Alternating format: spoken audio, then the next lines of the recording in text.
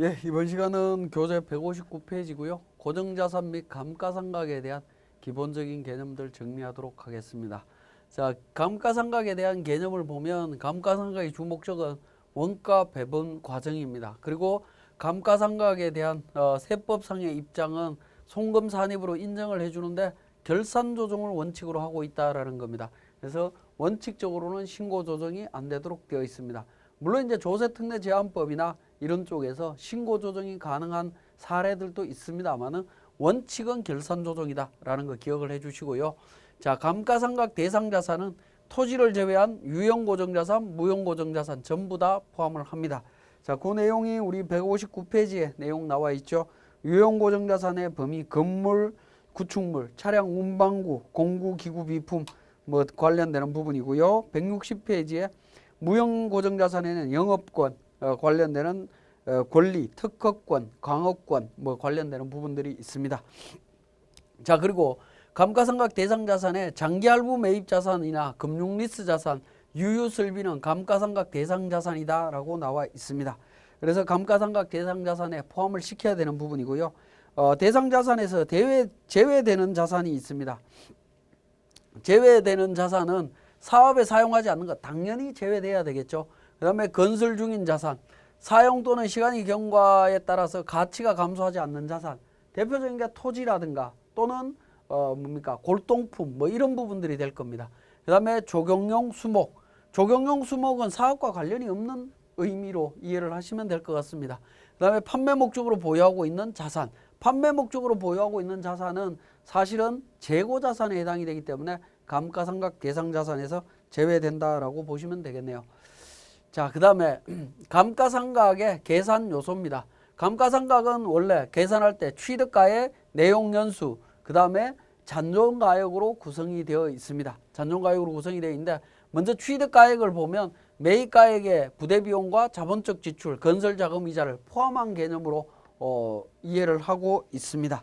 자, 그 내용이 161페이지에 취득가액이 나옵니다. 타인으로부터 매입한 경우에는 취득가액에 취득세라든가 이런 부대비용을 포함한 금액, 건설자금이자 당연히 포함되는 개념으로 이해를 하시면 되겠고요. 자기가 제조, 생산 또는 건설에 의해서 취득하는 부분은 원재료비, 노무비, 경비 뭐 이런 부분, 설치, 부대비용 전부 다 포함하는 개념으로 이해를 하시면 되겠습니다. 자, 취득가액의 특례 부분에 있어서 자본적 지출이나 건설자금이자는 포함이 된다라고 말씀을 드렸지만 장기할부 조건으로 취득한 자산의 현재가치 할인 차금으로 계상된 금액이나 연지급 수입에 있어서 취득가액과 구분하여 지급이자로 계상한 금액, 특수관계인으로부터 매입한 자산의 시가초과액 이런 부분들은 제외하도록 하고 있습니다.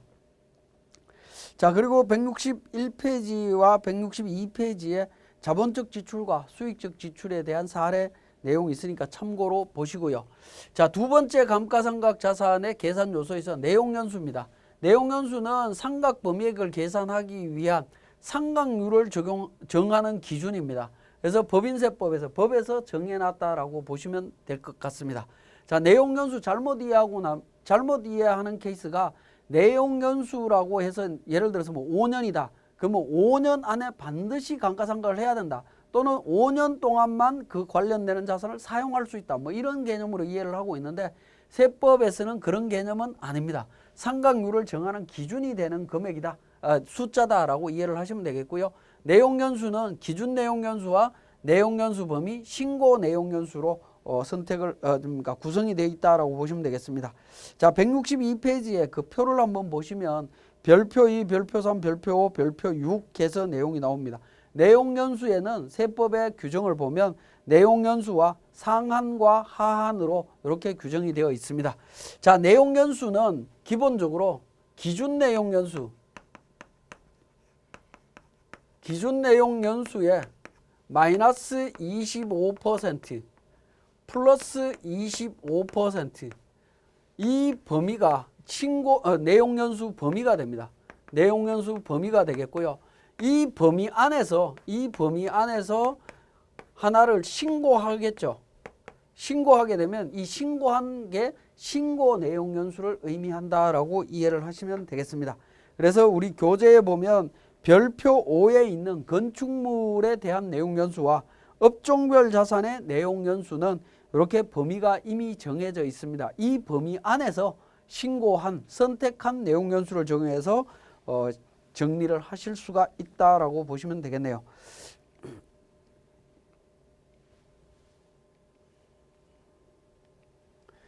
자, 그 다음에 업종별 자산의 내용연수를 조정을 했습니다. 언제 조정을 했냐면 2014년도에 한번 조정을 했는데요. 제조업의 경우에는 업종의 중분류까지도 고려를 해야 됩니다. 과거에는 제조업이다라고 하면 전체 제조업의 내용연수를 일괄 규정을 했습니다만은 제조업에 대한 범위가 워낙 넓기 때문에 이 중분류까지 구분해서 내용연수를 정리를 하고 있다라는 겁니다. 그게 163페이지에 내용이 나와 있죠. 전자부품 관련되는 경우에는 13년 12월 31일 이후에는 6년으로 바뀌었습니다. 기준 내용연수가. 종합건설업의 경우에는 8년, 부동산업은 8년, 교육서비스 4년으로 단축됐습니다. 그 다음에 통신 관련되는 업종인 경우에 통신업은 8년에서 6년으로 내용연수가 단축됐다라는 겁니다. 그러니까 현재 그러니까 제조업이라든가 다른 기타 업종들이 내용연수가 2013년도 이전과 이후가 바뀌었다라는 거 기억하시고 반드시 확인하신 다음에 정리를 하셔야 됩니다. 자, 이러한 내용연수는 언제 신고하느냐 하는 건데 자산 취득일에 법인세 신고 기한까지 신고를 하시면 됩니다. 신고를 하지 않으면 기준 내용연수가 적용이 될 거고요. 신고를 한다면 내용연수 범위 내에서 신고한 내용연수를 적용해서 하시면 됩니다. 그리고 업종별로 신고한 내용연수 또는 신고를 했든 안 했든 기준 내용연수가 적용이 된다라고 하면 계속 적용이 됩니다. 그러니까 한번 업종별로 신고가 되었다라고 하면 그 내용연수가 계속 적용이 된다라고 보시면 됩니다. 자산 취득할 때마다 자산별로 신고하는 건 아니다라는 걸 기억을 하시면 되겠습니다. 자, 감가상각 계산 요소 중에 중고자산 등에 대한 수정 내용연수가 되겠습니다. 자, 중고자산을 취득을 했다라고 하면 기준 내용연수의 50%에서 기준 내용연수까지 범위 내에서 신고하고 적용할 수 있다라는 부분입니다. 자, 그 부분 164페이지 잠깐 보시면 내국법인이 기준 내용연수의 50% 이상 경과된 중고자산을 다른 법인 또는 소득세법 규정에 따른 사업자로부터 취득하거나 합병, 분할에 의해서 자산을 승계하는 경우에는 내용연수가 50% 이상 경과된 자산에 대해서는 이 범위 안에서 신고하고 내용연수 적용할 수 있습니다. 만약에 이걸 신고하지 않으면 그냥 기준 내용연수로 갑니다. 어떤 경우가 생길 수 있냐면 차량 같은 경우에 내용연수가 5년입니다. 5년인데 기준 내용연수가 5년인데 예를 들어서 한 6년 지난 중고차를 구입을 했다라고 했을 때 수정 내용연수 적용하면 5년짜리에 50%면 2.5년이죠. 2.5년에 0.5는 절사입니다. 그러면 2년과 5년 사이에 선택해서 2년 만에 감가상각을 할 수가 있습니다. 근데 만약에 신고를 하지 않으면 그냥 5년 동안 간다라는 거죠. 그러한 부분이 적용이 될 수 있다라는 겁니다. 자, 그 내용 설명을 드렸고 165페이지에 중소중견기업의 설비자산 내용연수 특례입니다. 자, 이 부분은 기간을 잘 보셔야 되는데 13년 9월 1일부터 14년 3월 31일, 14년 10월 1일부터 17년 6월 30일까지 취득한 경우에 특례가 적용이 가능하다라는 겁니다.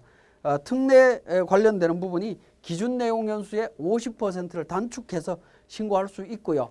이미 단축해서 신고를 했다라고 하면 그렇게 감가상각비 적용할 수 있고 최저한세 적용이 됩니다. 최저한세 적용된다라는 거 기억을 해 주시고, 자, 이 부분도 한번 보시면 법인세법에서 16년 6월 30일까지 취득했던 부분은 최저한세가 적용되지 않습니다.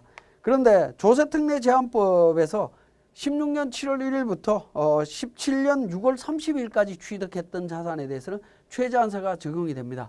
그래서 이 규정이 적용되는 부분에 있어서도 최저한세 적용되는 부분과 적용되지 않는 부분으로 이렇게 좀 구분을 해 보셔야 됩니다. 자, 그 다음에 서비스업 감가상각비의 송금산입 특례라고 해서 서비스업 설비투자자산을 15년 12월 30일까지 취득한 경우에는 신고조정으로 송금산입 가능하다라는 겁니다. 감가상각비는 원칙적으로 신고조정이 아니라 결산조정이 원칙이지만 요 경우에는 신고 조정으로 가능하도록 되어 있습니다. 자, 165페이지에 서비스업이라고 하는 부분이 하수 폐기물 처리, 원료 재생, 환경보건업, 도소매업 뭐 이런 쪽을 서비스업으로 규정을 하고 있습니다. 그래서 그 범위를 업종별 범위를 좀 보셔야 되겠습니다. 그리고 설비자산은 차량 운반구, 선박 항공기, 공구 기구 비품, 기계장치 관련되는 부분입니다. 이 경우에 기준 내용 연수의 60%에서 140% 범위 내에서 신고한 내용 연수를 적용을 하고 그 적용된 내용 연수를 기준으로 신고 조정으로 송금 산입 가능하다라는 겁니다. 왜냐하면 기업회계 기준을 위배해서 감가상각비를 계상할 수 없는 회사들도 있을 수 있습니다. 외부 감사를 받는 회사들은 그런 경우에는 신고 조정으로도 해주겠다. 그런 의미로 이해를 하시면 되겠습니다. 이 경우에 최저한세 적용이 된다라는 부분입니다. 자, 그 다음에 지금까지 설명드렸던 부분은 어떻게 됩니까? 17년도, 그 다음에 15년도 뭐 이렇게 과거에 이미 진행이 됐던 부분이죠. 그래서 최근에는 어떻게 됐냐면 자, 설비투자자산 감가상각비 송금 산입 특례가 새로 생겼습니다. 내국인이 18년 7월 1일부터 19년 12월 31일까지 취득하는 설비투자자산 감가상각비는 신고 조정에 의해서 송금 산입이 가능합니다. 자, 이 부분은 일단 법만 규정이 만들어져 있고 시행령이 아직 만들어져 있지 않습니다. 공포가 안 돼 있기 때문에 시행령이 나오면 내용을 확인해 보시면 되는데 추정컨대 이 내용은 서비스 감가상각 송금 산입 특례라고 하는 설비투자자산과 관련해서 또는 중견기업 설비자산과 관련해서 동일한 방식으로 적용이 될 걸로 예상이 됩니다. 자, 시행령이 나오면 다시 한번 확인해 보시고요. 자, 감가상각 계산 요소의 마지막입니다. 잔존가액입니다. 잔존가액은 원칙은 제로입니다.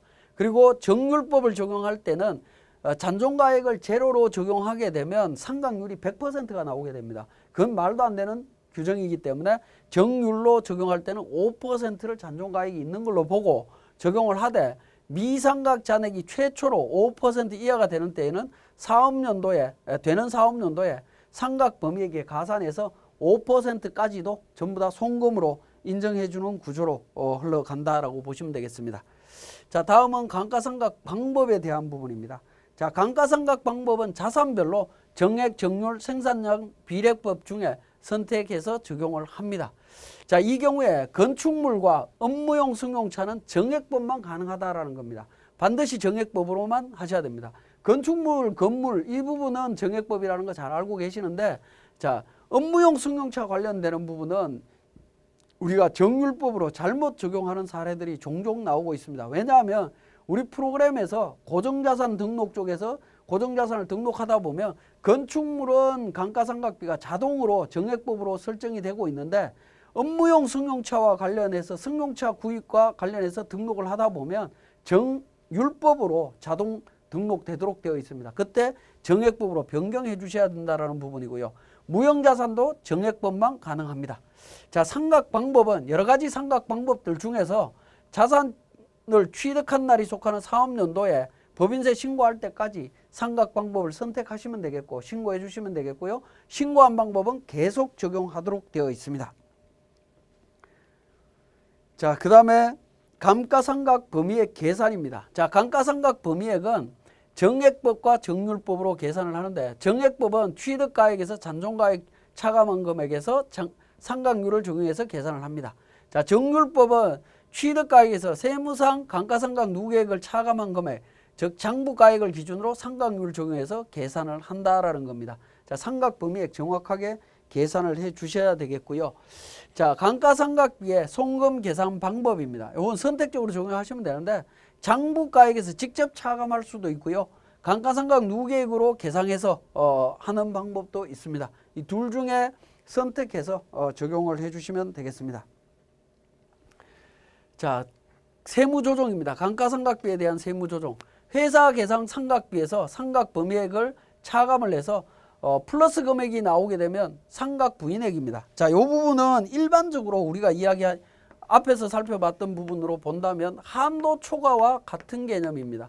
한도 초과 개념으로 이해를 하시면 되겠죠. 그런 경우에는 송금 불산입 유보로 처리를 합니다. 자, 시인 부족액은 한도 미달입니다. 한도 미달은 원칙적으로 소멸합니다. 다만 정기의 삼각 부인액과 비교해서 송금 추인을 해줄 수 있다라는 겁니다. 전년도에 부인된 금액이 있다면 그 금액과 비교해서 송금 추인을 할 수가 있습니다. 자, 그 부분 주의해서 보시고요. 자, 실무 적용 시에 유의해야 될 점. 우리 세무사랑 프로를 통해서 삼각비 계산한 금액하고 기업회계상의 삼각비하고 차이가 발생한다. 차이가 발생할 때는 정확하게 반영을 잘 해주셔야 됩니다. 이 부분 오류가 생기지 않도록 주의해 주셔야 되고요. 그 다음에 감가상각비를 계상하지 않았을 때 어떻게 할 거냐. 감가상각비를 계상하지 않았다 하더라도 우리 프로그램에 고정자산 등록이라고 하는 메뉴에서 감가상각비로 계상되어 있는 금액을 전부 다 정리를 해 주셔야 됩니다. 그 다음에 감가상각 의제 규정이 적용될 때 또 상각 부인액을 관리해야 되는 측면, 이 부분들은 실무적으로 좀 유의해서 살펴보셔야 됩니다. 자, 그 다음에 적시상각 의제와 관련되는 부분입니다. 자, 적시상각 의제는 취득가액이나 자본적 지출을 바로 송금으로 인정하는 부분이 되겠는데요. 자, 자본적 지출을 수선비로 계상한 경우로서 300만 원 미만의 금액이거나 또는 재무상태표의 자산가액의 5% 미달하는 금액, 3년 미만의 주기적 수선비 같은 경우에는 그냥 바로 비용으로 인정받을 수 있다는 겁니다. 감가상각을 통하지 않고 바로 비용 처리할 수 있습니다. 자, 그 다음에 거래 단위별로 100만 원 이하의 소액 자산인 경우 또는 단기 사용 자산으로서 전화기나 개인용 컴퓨터 관련되는 부분 뭐 여러 가지가 있죠. 영화 필름이라든가 뭐 이런 부분들 바로 비용 처리할 수 있는 부분들입니다. 그죠? 그 다음에 생산시설의 폐기 손실 관련되는 부분. 자, 이 부분도 바로 즉시 상각액으로 인정받을 수가 있습니다.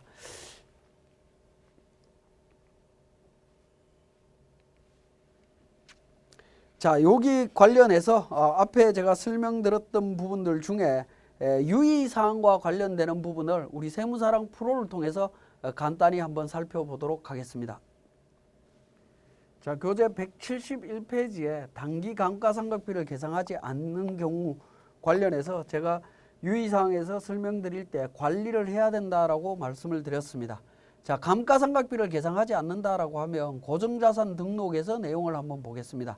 자, 고정자산 등록에서 예를 들어서 건축물이라고 보겠습니다. 건물, 사무실 관련해서 회사 계상액이라고 해서 2,250만 원 이렇게 반영되어 있는 금액이 있습니다.